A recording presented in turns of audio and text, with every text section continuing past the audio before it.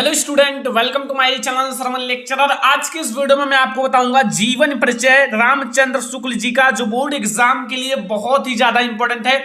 और जैसा मैं आपको बताने वाला हूं ऐसे ही आपको बोर्ड एग्जाम में लिख कर आना है, क्योंकि अगर आप ऐसे लिखोगे तो आपको फुल मार्क मिलेगा। तो चलो अब हम लोग देखते हैं आचार्य रामचंद्र शुक्ल जी का जीवन परिचय। वीडियो को लाइक जरूर कर दें। आपको सबसे पहले लिखना है कि आचार्य रामचंद्र शुक्ल जी का जन्म सन 1884 ईस्वी में बस्ती जिले के आगोना नामक ग्राम के एक सम्भ्राष्ट परिवार में हुआ था। अब आपको यह समझना है मैंने क्या लिखा है, आपके लिए यह सबसे ज्यादा इंपॉर्टेंट है। इनका जन्म कब हुआ? 1884 ईस्वी में। और आपको अपने बोर्ड एग्जाम में इसे ब्लैक पेन से लिखना है, क्योंकि यह एक इंपॉर्टेंट लाइन है। तो आपको ब्लैक पेन से लिखना है, तो आपको एग्जामिनर फुल मार्क देगा। आगोना नामक ग्राम में, ठीक है। अब आपको इसके बाद लिखना है इनके पिता चंद्रवली शुक्ल। इनके पिता का क्या नाम था?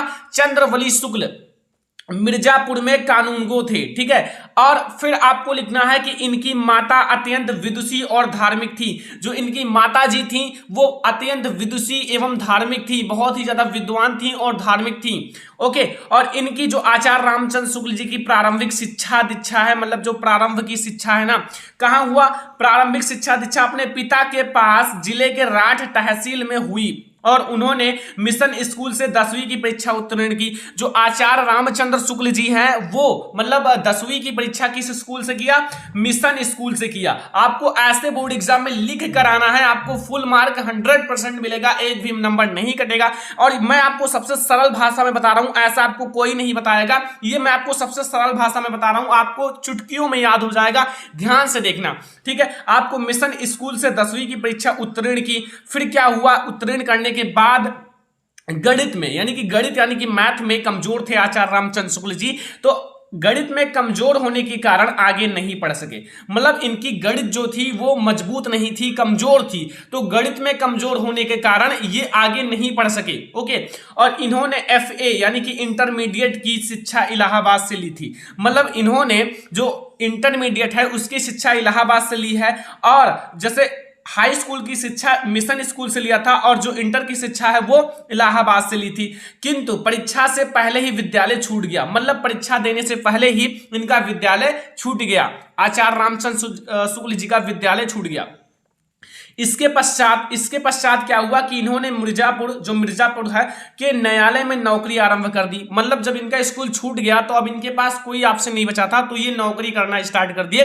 तो इन्होंने मिर्जापुर के जो न्यायालय में नौकरी करना आरंभ कर दिया, मतलब नौकरी करने लगे। फिर हुआ क्या कि यह नौकरी जो थी, यह नौकरी इनके स्वभाव के अनुकूल थी। मतलब यह नौकरी इनको नहीं पसंद था, ऐसी नौकरी इनको नहीं चाहिए था, लेकिन फिर भी इनको करना पड़ता था। लेकिन ये जो नौकरी थी इनके स्वभाव के, इनके मतलब तरीके से अलग थी और इनके स्वभाव से अनुकूल थी, ठीक है। अतः ये मिर्जापुर के मिशन स्कूल में चित्रकला के अध्यापक हो गए।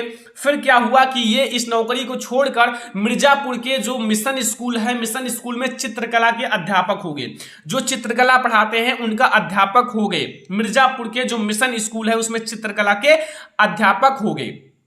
फिर अध्यापन का कार्य करते हुए मतलब उधर पढ़ाते थे और अनेक कहानी, जैसे इन्होंने कहानी, बहुत सारी कविता, निबंध, नाटक आदि की रचना की। देखो ये लेखक हैं, तो इन सब की जब रचना किया तभी तो हम इसका नाम ले रहे हैं, इनका नाम ले रहे हैं आचार्य रामचंद्र शुक्ल जी का, क्योंकि ये एक महान लेखक हैं। तो इसीलिए इन्होंने बहुत सारी कहानी और कविता और निबंध, नाटक की रचना की है। ओके। अब आपको लिखना है इन्होंने 19 वर्ष तक क्या किया कि ये जो आप लोगों का है काशी नगरी प्रचारणी सभा, ध्यान से देखना, ये मैंने ब्लैक से लिखा है क्योंकि ये इंपॉर्टेंट लाइन है इन जीवन परिचय का। जो काशी नगरी प्रचारणी जो आप लोगों का पत्रिका है, काशी नगरी प्रचारणी पत्रिका का संपादन किया। किस पत्रिका का संपादन किया? काशी नगरी प्रचारणी पत्रिका का संपादन किया आचार्य रामचंद्र शुक्ल जी के 19 वर्षों तक। ओके। ये बहुत ज्यादा इंपॉर्टेंट है, याद कर लेना ये जीवन परिचय। और ऐसे ही बोर्ड एग्जाम में लिख कर आना, बहुत सरल तरीके से बता रहा हूं, ऐसा आपको कोई नहीं बताएगा। और श्याम सुंदर दास जी के अवकाश ग्रहण करने के बाद, यानी कि श्याम सुंदर दास जी के अवकाश प्राप्त करने के बाद, जब ये अवकाश ले लिए तो बाद में ये हिंदी विभाग के अध्यक्ष हो गए। क्योंकि ये जो मतलब श्याम सुंदर दास जी अवकाश ग्रहण किए, तो इसके बाद मतलब जो आचार्य रामचंद्र शुक्ल जी को हिंदी विभाग के अध्यक्ष बना दिया गया। हिंदी विभाग के ये अध्यक्ष हो गए। ठीक है, आचार्य रामचंद्र शुक्ल जी। फिर क्या हुआ कि स्वाभिमानी और गंभीर प्रकृति का यह हिंदी का यह दिग्गज साहित्यकार जो है 1941 ईस्वी में स्वर्गवासी हो गया। अब ये आपको 1941 भी ब्लैक से ही लिखना है, क्योंकि ये इंपॉर्टेंट लाइन है। इनकी जन्म और मृत्यु ये दोनों आपको याद रखना है। और जैसा मैंने बताया ऐसा बोर्ड एग्जाम में लिख कर आओगे, मैं गारंटी लेता हूं 100% कि आपको फुल मार्क मिलेगा। एग्जामिनर आपका एक भी मार्क्स नहीं काटेगा। ऐसा ही आप बोर्ड एग्जाम में लिख कर आना।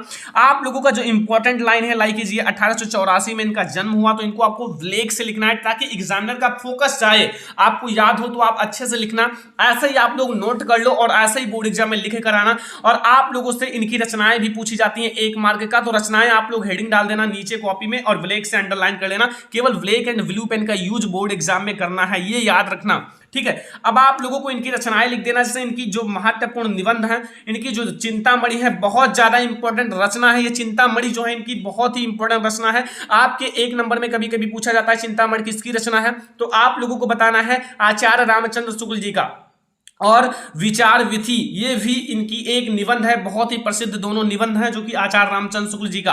और आलोचना इनका है, आलोचना जो है रस मीमांसा और त्रिवेणी, ये दोनों रचनाएं भी बहुत ज्यादा इंपॉर्टेंट है। ठीक है, तो ये दोनों रचनाएं भी याद कर लेना, यानी कि आलोचना और निबंध आपको 2-2 मैंने बता दिया। ये रचना आप बोर्ड एग्जाम में लिख देना, आपको ये रचनाएं हेडिंग डालना है और निबंध और आलोचना हेडिंग डालना है। और ये आपको चिंतामणि जो कि इनकी बहुत प्रसिद्ध रचना है, और विचार विधि, और यहाँ को रस मीमांसा की बहुत प्रसिद्ध रचना है त्रिवेणी, इसको लिख देना।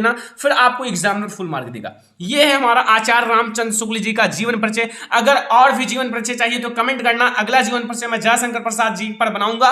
तो ये वीडियो आपको ज्यादा से ज्यादा लाइक कर देना है, शेयर कर देना है अपने फ्रेंड्स के साथ। चैनल पर नए आए हो तो सब्सक्राइब कर लेना, और ऐसे ही आप लोग नोट कर लेना, बोर्ड एग्जाम में आए तो ऐसे छाप कर चले आना, आपको फुल मार्क मिल जाएगा।